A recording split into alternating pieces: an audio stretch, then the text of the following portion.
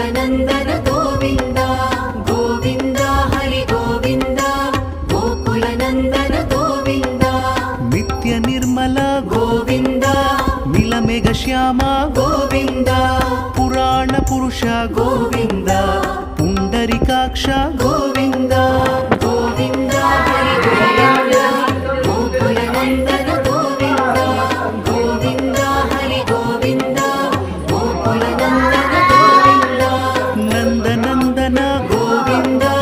नवनीत चोर गोविन्द पशुपालक श्री गोविन्द